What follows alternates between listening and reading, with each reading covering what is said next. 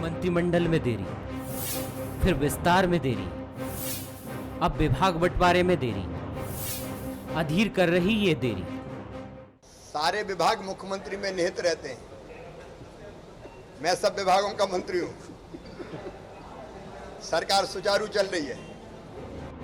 मुख्यमंत्री के इस बयान के बाद भी ना विभाग बटे और ना ही कैबिनेट की मीटिंग हुई, बल्कि मीटिंग 2 बार टल गई। इस देरी को लेकर अब बीजेपी के अंदर ही सवाल उठने लगे हैं। कहीं इस बेइज्जती से आम कार्यकर्ता नाराज ना हो जाएं। नाराज चल रहे पूर्व मंत्री अजय बिश्नोई ने एक बार फिर ट्वीट कर पार्टी को आगाह किया है। उनके ये चुभते सवाल वाजिब से भी लगते हैं। आखिर मुख्यमंत्री की केंद्रीय नेतृत्व और सिंधिया से मुलाकात के बाद विभाग बंटवारे पर फैसला क्यों नहीं हो पाया? विस्तार में 5 से 6 वरिष्ठ नेता देरी का कारण माने गए। क्या इस बार भी उनके विभागों को लेकर पेच फंस रहा है? हालांकि प्रदेश अध्यक्ष बीडी शर्मा इसे पार्टी की कार्य पद्धति बताते हैं। मेरी नई टीम में बिल्कुल देरी नहीं है, उसकी भी प्रोसेस पूरी लगभग तैयार है और जल्दी ही आपको नई टीम मध्य प्रदेश के अंदर मिलेगी। क्यों वर्कआउट तो करना पड़ता है। ये संगठन है, दुनिया का सबसे बड़ा राजनीतिक दल है और सबसे बड़ा राजनीतिक दल होने के नाते से जिसके करोड़ों करोड़ कार्यकर्ता हो, उनमें से लोगों को चयन करना, चुनना, लोगों को इन स्थानों पर कौन किस काम के लिए उपयोगी है, ये संगठन का अपना आंतरिक तंत्र है जिसके आधार पर हम लोग काम करते हैं। मैं ऐसा मानता हूं कि इसके लिए जो चीजों की आप उल्लेख कर रहे हैं उनको जल्दी ही आपके सामने होंगे।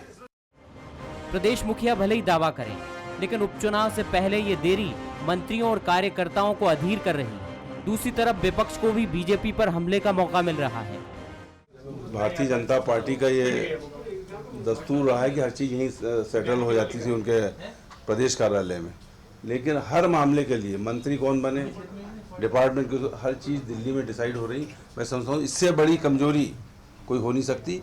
और पूरी बीजेपी ने भोपाल से लेकर दिल्ली तक सिंधिया जी के सामने सरेंडर कर दिया।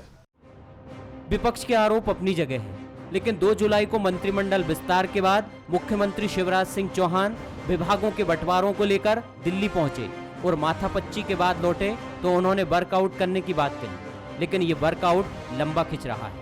फैसले लेने के मामले में इतिहास को देखें तो बीजेपी संगठन और उसके दिग्गज इस बार मजबूर दिखाई देते हैं।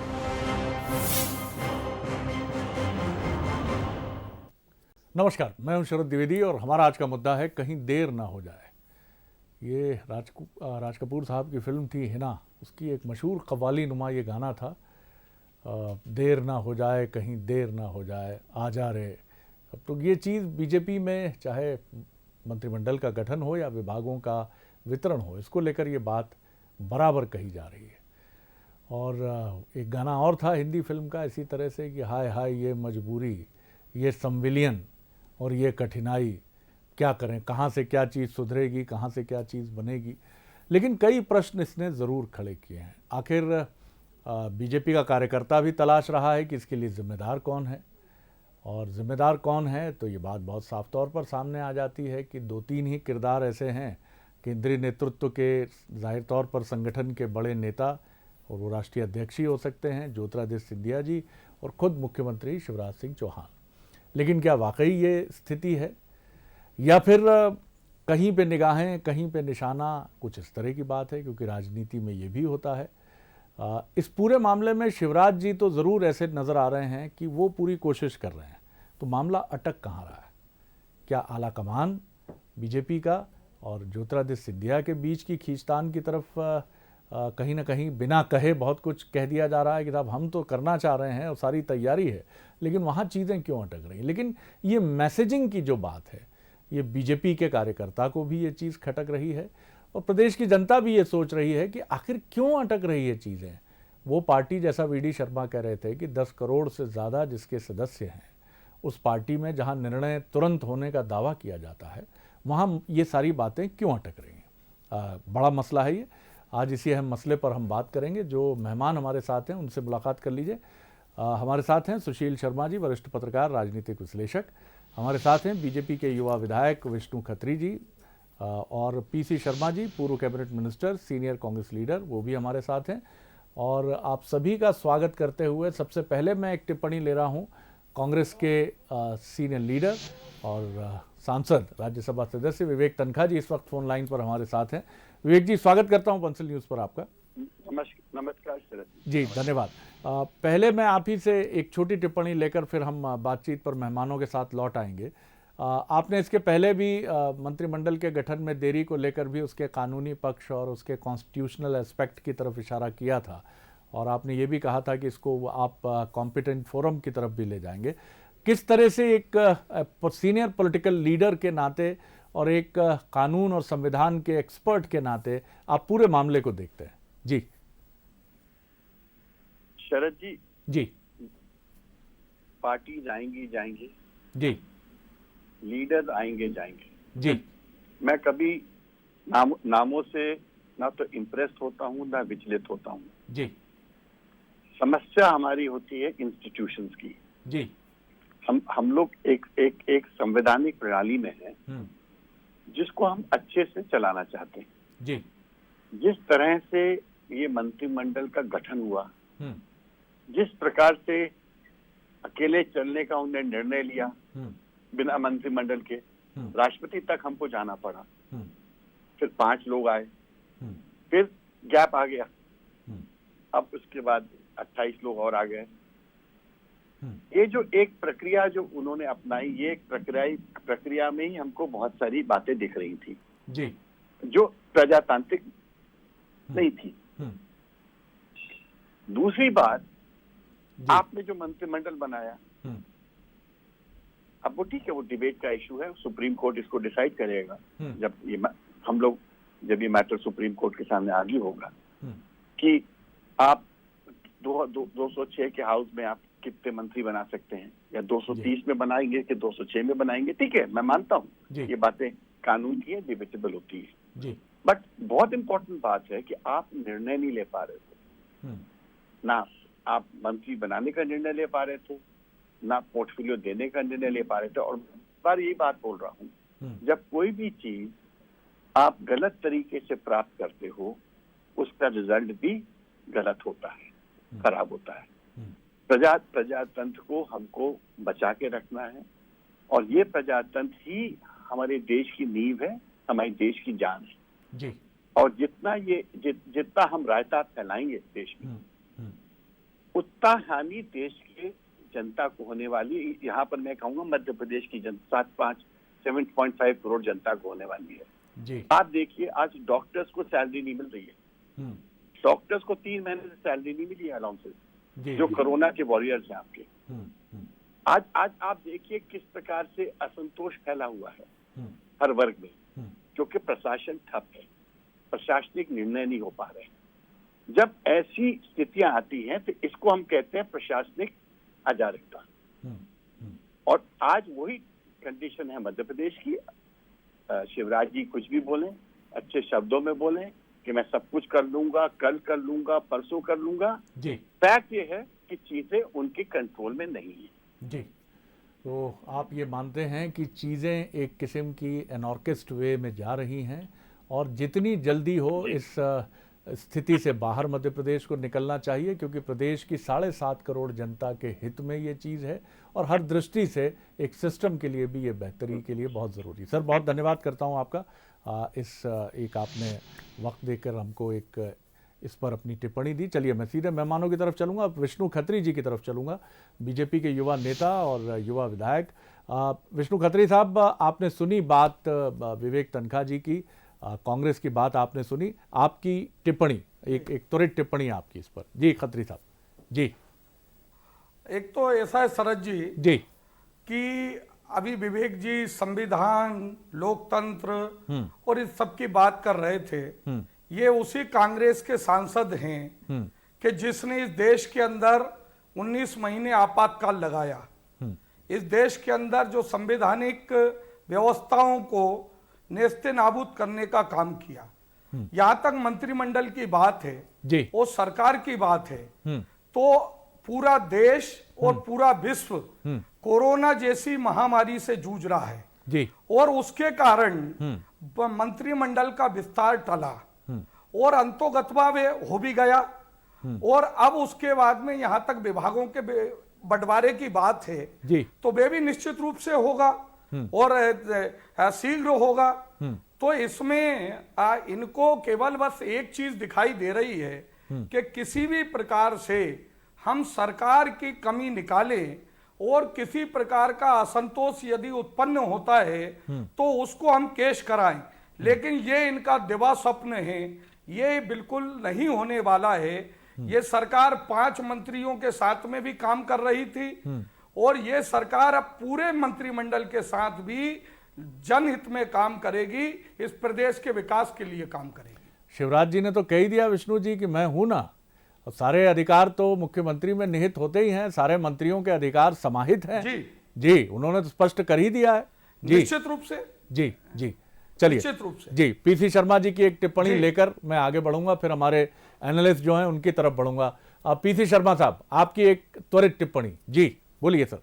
सर, ये हमारे साथी विधायक खटीक जी ने जो अभी कहा कि कांग्रेस ने तो इमरजेंसी लगा दी थी, पर यह घोषित थी। इस समय प्रदेश में और देश में अघोषित इमरजेंसी आपातकाल चल रहा है, कहीं कोई सुनने को खाली नहीं है। मतलब हद हो गई। जो भारतीय जनता पार्टी अपने कार्यालय में बैठ के सब चीजें तय कर लेती थी जी कि किसको मंत्री बनाना है, किसको कौन सा पोर्टफोलियो देना है। पोर्टफोलियो विशेषाधिकार होता है मुख्यमंत्री का। जी, मुख्यमंत्री जी 3 बार जाते हैं दिल्ली, 1 दिन के लिए, 2 दिन के लिए, 3 दिन में आते हैं जी। फिर यहाँ आके कहते हैं कि मैं वर्कआउट कर रहा हूँ। अरे क्या वर्कआउट हो रहा है भाई? आपने मंत्रिमंडल बनाने में महीने 2 महीने लगा दिए, 1 हफ्ता हो गया, आप विभाग नहीं बांट रहे हैं। अरे विभाग तो उंगलियों में बढ़ जाते हैं कि किसको कौन सा देना है। अब मुख्यमंत्री में इतनी काबिलियत होना चाहिए कि वो एक सिरे से लिखना शुरू करे और बता दे कि कौन सा मंत्री किस काबिल है, उसको कौन सा विभाग दिया जाए। ये चीज़ यहाँ से लेके दिल्ली प्रधानमंत्री नड्डा जी, संतोष जी, पता नहीं कौन कौन से जी उनके पास हुआ है। और मैं समझता हूँ Guinness book of the world में आएगा कि मंत्रिमंडल बनने में इतनी देर, उसके बाद विभाग बांटने में इतनी देर। और मुख्यमंत्री जी सही कहा आपने, कह रहे हैं कि मैं हूं तो सब विभाग मेरे पास है। और सबकी जरूरत, अगर सब आप हो तो बाकी की जरूरत क्या है? ये पूरी तरह से सरेंडर कर दिया है सिंधिया जी के सामने। जो डीएनए होता है एक विघटनकारी, जिसकी वजह से हमारी सरकार गई, वो अब यहाँ पे घुस गया है बीजेपी में। और जैसा इनके अध्यक्ष जी कह रहे थे कि 10 करोड़ लोगों की पार्टी है, तो ये 10 करोड़ तय करेंगे कि विभाग किसको कौन सा बटे। चलिए, विभाग नहीं बांट सकते आप, नहीं अगर हो रहा है तो इस्तीफा दो, अलग हटो जी, किसी दूसरे को मौका दीजिए। चलिए, मैं लौटता हूँ पीसी शर्मा साहब। मिलाकर जी, ये पूरी तरह से ये कसमकस लड़ाई झगड़े इतने चल रहे हैं भारतीय जनता पार्टी में जी कि ये पहले मंत्रिमंडल के गठन में झगड़े चले, अब मलाईदार वो चाहिए विभाग जी। मलाईदार किसके पास जाए? एक राउंड और होगा, फटाफट क्वेश्चन करोड़ रुपए खर्च हो गए, एक राउंड और होगा। खरीद फरोख्त जो हुई जी, उस खरीद फरोख्त में जो पैसा लगा वो कैसे आए? तो मलाईदार विभाग चाहिए, उसकी लड़ाई चल रही है और कुछ नहीं है। ये मलाई कितनी बची है ये आप राजनेता बहुत बेहतर जानते हैं, क्योंकि कहने वाले ये भी कहते हैं कि मध्य प्रदेश में अब मलाई जो है विलुप्त प्राय प्रजाति की तरह हो गई है, दुर्लभ वन्य जीवों की तरह हो गई है, जो इंडेंजर्ड स्पीशीज की तरह है। मुख्यमंत्री जी ने कहा कि मुख्यमंत्री जी ने कहा कि मंथन हुआ है जी, मंथन हुआ है, उसमें ये बाकी जो मंत्री बने हैं ये तो पियेंगे अमृत, जनता पी रही है विष, काम नहीं हो रहे हैं, लोग परेशान हैं। हर काम के लिए मुख्यमंत्री के पास थोड़ी जाएगा कोई आदमी, सुशील जी, या कोई भी जनता या कोई भी नेता या एक आम नागरिक ने एक बात कही, तो मंत्री देखेगा कौन सा विभाग कौन से मंत्री के पास है। उन्होंने कहा कि विघटनकारी जो एक वायरस था कोरोना के वायरस की तरह, वो वायरस जो है वो बीजेपी में चला गया है, ऐसा वो कह रहे हैं। ये हमने पहले भी देखा कि ये राजनीतिक दृष्टि से हम समझना चाहेंगे। पहले ये आरोप सामने आया कि सिंधिया जी और कमलनाथ जी के बीच में समन्वय नहीं है, ये अंडरस्टैंडिंग नहीं है, और जो प्रॉब्लम बनी वो इस वजह से बनी। अब बीजेपी का हिस्सा है सिंधिया जी, अब फिर कहने वाले कहने लगे हैं कि साहब कुछ समन्वय नहीं बन रहा है। क्या इसके सियासी मायने हम क्या देखें? क्या ये मतलब क्या सिंधिया जी ही केंद्र में आ रहे हैं? क्या चीज हो रही है? या उनको टारगेट किया जा रहा है, या शिवराज जी को टारगेट किया जा रहा है? हो क्या रहा है? इतनी सर्वशक्तिमान बीजेपी, केंद्रीय नेतृत्व जिसका 2 मिनट में फैसला करा सकता है, कोई भी केंद्रीय नेतृत्व, राहुल गांधी या सोनिया गांधी चाह लें या जेपी नड्डा साहब, अमित शाह जी चाह लें, तो क्या असंभव है जी? देखिए, सामान्यतः सबसे बड़ी कसरत जो होती है वो मंत्रियों के मंत्रिमंडल विस्तार को लेकर होती है, लेकिन विभाग वितरण को लेकर इस तरह की कसरत पहली बार देखने को मिल रही है। बहुत लंबा समय हो रहा है, खासकर बीजेपी में, क्योंकि हमने बीजेपी के पिछले 15 साल के कार्यकाल में कई बार मंत्रिमंडल का विस्तार भी देखा, गठन भी देखा, तो वैसी विभाग वितरण को लेकर इतनी दिक्कत नहीं है। अब अगर आपको ये सब चीज़ें समझना है तो आपको मार्च में जाना होगा। आपको ध्यान होगा जब ये सरकार बदलने की कवायद चल रही थी तब कितना विलंब हुआ था। वो विलंब इसलिए नहीं हुआ था, ये तो तय हो चुका था कि सरकार बदलना है। ये तय हो रहा था कि सबको टिकट दिया जाएगा, ये तय हो रहा था मंत्री बनेंगे, ये तय हो रहा था विभाग कौन कौन को क्या मिलेगा। तो सिंधिया के, देखिए सिंधिया के विधायक या जो मंत्री बने उनमें बिल्कुल आक्रोश नहीं है। वो जानते हैं कि उनका जो अनुबंध हुआ है, उनकी जो शर्तें थी, उन शर्तों का अक्षरश पालन हो रहा है। आप देखिए, मुझे लगता है कि सबसे सटीक जो है बातें यही आई थी कि सिंधिया खेमे से जो लोग गए वो मंत्री बनेंगे, वो मंत्री बने भी। उनको ये भी मालूम उनको विभाग मिलना है। दिक्कत कहाँ है? बीजेपी में है। कहाँ बीजेपी के 33 विधायक मंत्री बनते, कहाँ वो 21 पे आके थम गए। उन 21 में विभागों के वितरण को लेकर पेंच फंसा हुआ है, जिसको कहा जा रहा सिंधिया का। देखिए, सिंधिया अगर आप कोई एक समूह दल बदल करके आ रहा तो सारी शर्तें पहले ही तय हो जाती है। उन शर्तों में कोई हेरफेर नहीं किया जा सकता, क्योंकि आप किसी बड़े नेता को शामिल कर रहे हैं, उसके पूरे समूह को शामिल कर रहे हैं। दिक्कत कहाँ आ रही? बीजेपी की आंतरिक कला, और ये कला आपको अजय विश्नोई के माध्यम से भी दिखाई दे रही है, ये कला आपको विक्रम वर्मा के माध्यम से भी दिखाई दी, ये कला कहीं ना कहीं बार बार आपको दिखाई दे रही है। तो मूल बात यह है कि बीजेपी अपने मंत्रियों को कैसे एडजस्ट करे, क्योंकि कुछ महत्वपूर्ण विभाग तो वो सिंधिया के साथ हो गए, तय कर दिए गए कि भाई सिंधिया जी आप आएंगे, इतने आपके मंत्री बनेंगे, इतने विभाग आपको दिए जाएंगे। लेकिन बाकी बचे खुचे विभाग हैं, उसमें शिवराज जी के समर्थक भी हैं, उसमें वीडी के समर्थक भी मंत्री हैं, उसमें अन्य नेताओं के समर्थक भी मंत्री। उनको कैसे उन विभागों से एडजस्ट किया जाए, पूरी कवायद इसमें लगी हुई है। तो मुझे नहीं लगता कि इसमें कहीं सिंधिया कोई रोल में आते हैं। ये बात अलग है कि सिंधिया जी को हो सकता है इस मामले में कहीं ना कहीं बेवजह उछाल के वो किया जा रहा है। सिंधिया के साथ शर्तों या उनके विधायक के साथ अनुबंध मुझे तो कोई दिक्कत नजर आप नहीं कह रहे आ हैं सिंधिया जी को तो सब कुछ तय है, तय। सारा ऑल सेट है। जो ये द्वंद्व है ये बीजेपी के अपने भीतर का द्वंद्व है। जी खत्री साहब, इसी सवाल को मैं आपकी तरफ लेकर आ रहा हूं। जैसा सुशील जी ने कहा कि ये बीजेपी का अपना अंतर्द्वंद है, तो क्या ये बीजेपी की आदत नहीं है? जैसे हम राजकुमार साहब की पुरानी फिल्में देखते थे कि सुनो ये बीजेपी है और इस बीजेपी में हमें आदत नहीं है कि हमें कोई कहे कि इसको लो और इसको बाहर करो। क्या इस तरह की कोई परेशानी है सर? और ये परेशानी बड़ी भारी पड़ेगी, क्योंकि बड़ा अच्छा समझौता हुआ है, इस समझौते के तहत सरकार बनाने का मौका मिला है, बहुत जल्दी हल करना होगा विष्णु जी। जी निश्चित रूप से जल्दी हल होगा और बहुत व्यवस्थित होगा। कि इसमें यहां तक जो पीसी भाई बार बार एक बात कह रहे थे कि दिल्ली जा रहे हैं और इस विषय पे जो है लगातार बात हो रही है, फलाने जी से मिले, इनसे मिले।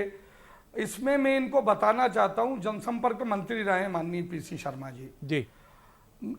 शिवराज जी दिल्ली गए तो उन्होंने माननीय राष्ट्रपति जी से भेंट की, उन्होंने भेंट की माननीय उपराष्ट्रपति जी से जी। उन्हें बताया कि प्रदेश में गेहूं का रिकॉर्ड उत्पादन हुआ है। वो मिले सदानंद गौड़ा जी से, केंद्रीय उर्वरक मंत्री जी से जी, कि हमारे मध्य प्रदेश के अंदर किसानों के लिए रसायन की किसी प्रकार की कमी ना आए। वो मिले केंद्रीय कृषि एवं किसान कल्याण मंत्री जी से जी, किसानों की उन्नयन और उनके विकास के लिए बात करने। उन्होंने भेंट की केंद्रीय ऊर्जा राज्य मंत्री आर.के. सिंह साहब से जी। उन्होंने भेंट की रामविलास पासवान जी से कि इस देश के अंदर एक देश एक राशन कार्ड ये भी इस देश के अंदर लागू हो रहा है, इस प्रदेश में लागू होगा। वो उन्होंने भेंट की माननीय राजनाथ सिंह जी से कि हमारे चंबल और ग्वालियर संभाग से बड़ी संख्या में सेना में नौजवान जाते हैं और वहां पर एक सैनिक स्कूल होना चाहिए, इसके लिए उन्होंने भेंट की। मंत्रिमंडल तो बहुत छोटा विषय है, निश्चित रूप से विभागों का मंत्रिमंडल बन गया, विभाग बटेंगे, निश्चित रूप से बटेंगे। लेकिन ये जो मैंने पहले भी कहा कि ये उसमें जो कमी देख रहे हैं उसमें किसी प्रकार की इनको कमी नहीं मिलने वाली है। और मलाईदार विभागों की बात है तो मलाई तो 15 महीने इनको जो तकलीफ हो रही है माननीय पीसी शर्मा जी को, जो 15 महीने इस प्रदेश के अंदर जो उद्योग विभाग तबादला उद्योग चल रहा था और जो जो जो मलाई जो थी वो उस पर जो मंत्री जो बैठे हुए थे और उनको जो मिल रही थी उसके कारण वो बार बार ध्यान में आती है। सावन के अंधे को हरा हरा जो सूझता है ना, वैसा मामला है। आपके कुर्ते का रंग पीला और केसरिया है और त्याग और कुर्बानी का भी प्रतीक है ये रंग, और बहुत ज्यादा अपेक्षा आपसे न की जाए इस युवा अवस्था में त्याग और कुर्बानी की। और मेरी ढेर सारी शुभकामनाएं हैं कि आगे स्थितियां हों और सरकार, मैं 2023 की बात कर रहा हूं, बीजेपी की बने या कांग्रेस की बने, सर बहुत ढेर सारी शुभकामनाओं से बने, जिसमें विष्णु खत्री जी भी अपने युवा अनुभव और ऊर्जावान ब्लड के साथ आए और हमारे पीसी शर्मा साहब भी अपने सुंदर चेहरे और सुदीर्घ अनुभव के साथ आए। आप दोनों को ढेर सारी शुभकामनाएं इसके लिए। पीसी शर्मा साहब की एक टिप्पणी, वक्त कम है, एक संक्षिप्त में धन्यवाद जी। पीसी शर्मा साहब सर, ये आपने बहुत से फिल्मी गानों का जिक्र किया शरद जी, एक मैं भी जिक्र करूं, एक नवरंग फिल्म थी जी, उसमें नवरंग फिल्म थी, उसमें गाना था, न ये महाराजा रहेगा, न राजा रहेगा, न रानी रहेगी, ये माटी सभी की कहानी कहेगी। ये माटी, और माटी मतलब इस प्रदेश की जनता, ये सब की कहानी कहेगी। ये सब बिचात हो गई है, हद भाई। जो खटीक जी कह रहे हैं कि सावन के, तो सावन वाले तो वहां चले गए ना 14 जिनके पास विभाग थे, 6 मंत्री थे हमारे यहाँ, ये सावन वाले तो सब आगे फिर वापिस बैठ गए और इनको मालूम है कि कहाँ कहाँ मलाई है, तो ये तो लेके बैठ चुके हैं। अब बीजेपी वालों के पास बचा नहीं वो मलाई वाला मामला, हद हो गई। अब ये जब विकास की बात करेंगे तो ये कहेंगे कि उत्तर प्रदेश से जो विकास आया उसको हमने पकड़ लिया है और ये विकास अब यहाँ पर होगा। और ये गनीमत है कि इनने गिना दिए 8-10 नाम कि इससे शिवराज जी मिले। ये नहीं कहा कि वो सेना अध्यक्ष से भी मिले कि भाई वो चीन में क्या चल रहा है बॉर्डर पे, वो बताइए, हम पीछे तो नहीं हटे, और वो पीछे हट गए, ये बात और नहीं की। ये गनीमत है, इनसे मिले। और जहाँ तक फसल की बात है जो ये कह रहे हैं, ये रिकॉर्ड फसल हुई। कमलनाथ जी की सरकार ने ऋण माफी की किसानों की, खाद समय पर दिया, बिजली पूरी दी, बीज दिए और पानी बराबर दिया, इस वजह से फसल हुई। ये अपनी पीठ नहीं तब पाए, ये कमलनाथ जी की सरकार की वजह से ये फसल हुई है और किसान जो है मजबूत हुआ है, जो उनका सोच शुरू से आखिरी तक था। सवाल ये आ रहा है कि दुनिया भर की बात कर लो आप जी, लेकिन ये मुख्यमंत्री का विशेषाधिकार है कि किसको क्या विभाग देना है। तो ये 1 मिनट का काम है। अर्जुन सिंह जी और जितने भी मुख्यमंत्री हुए, दिग्विजय सिंह, श्यामाचरण शुक्ला, ये प्लेन में बैठते थे दिल्ली से और आते आते विभाग बांट के जनसंपर्क विभाग की बात की पहुंचा देते थे और पब्लिश हो जाता था। इतनी देर नहीं लगती। क्या ये राष्ट्रपति से लेकर उपराष्ट्रपति सबसे नाम ले लिए क्या कि किसको क्या विभाग देना है? ये समझ में नहीं आ रहा है। और दूसरी बात मैं ये कहना चाहता हूँ कि मुख्यमंत्री जी को इतना दमंग होना चाहिए। आपको प्रदेश संभालना है। आज कोरोना फैला हुआ है, आज हमारे यहाँ 600 से ज़्यादा लोगों की जानें चली गई हैं। आप संडे को लॉकडाउन करना चाह रहे हो पूरे प्रदेश में। आप डॉक्टरों को उनका वेतन नहीं मिल रहा है। स्थितियों का मुकाबला ऐसे थोड़ी होगा ये कह के कि सब मैं हूं ना।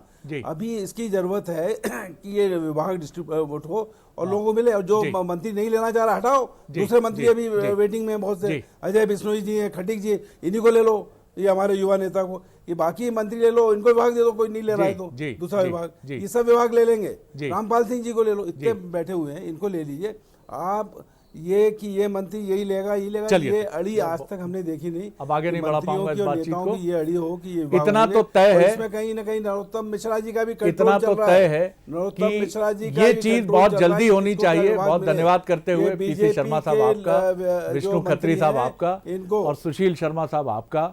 क्षमा सहित की इस बातचीत को अब आगे नहीं बढ़ा पाऊंगा, लेकिन इतना तय है कि क्या अगर इस तरह के कन्वर्जेंस के बाद, इस तरह के सम्मिश्रण के बाद, एक दल से दूसरे दल में एक बड़े परिवर्तन के बाद क्या हमें कॉन्स्टिट्यूशनल अमेंडमेंट्स की ज़रूरत पड़ेगी कि 230 के मान से या 206 के मान से ऐसी कोई बाध्यकारी व्यवस्था नहीं रखनी चाहिए? और अगर आप राजनीतिक दल के हिसाब से नहीं, बल्कि आप तो ये देखिए कि सहूलियत के हिसाब से कितने मंत्री हो सकते हैं, 50, 60, 70 ले जाइए, तो उससे भी एक कन्वीनियंस होगी कि साहब सारे लोग मंत्री हो जाते हैं या काफ़ी बड़ी संख्या में जो मंत्री पद। ये चीज़ें लोकतंत्र के लिए बेहतर नहीं हैं। कुछ तो मजबूरियां रही होंगी, यूं ही कोई विलंब मंत्रिमंडल में नहीं करता। शिवराज जी ये जरूर जानते हैं कि कहीं पेच तो फंसा है, लेकिन उन्होंने ये कह के महफिल भी लूट ली है कि विष तो शिव जी को ही पीना पड़ता है। तो अब वो एक ऐसे विषपाई नीलकंठ की तरह हैं जिन्होंने अपने कंठ में, नीले कंठ में विष को अटका रखा है। लेकिन इस विष को वहां तक पहुंचाने वाले वो कौन हैं, मैं दानव नहीं बोलूंगा उनको, लेकिन ये इशारा तो यही करता है कि कुछ लोग हैं जो विद इन दी पार्टी या आउटसाइड दी पार्टी कुछ ऐसी परिस्थितियां पैदा कर रहे हैं कि शिव जी को विष पीना पड़ रहा है। निकलना होगा सर इस स्थिति से, मध्य प्रदेश के लिए भी बहुत जरूरी है। बने रहिए बंसल न्यूज।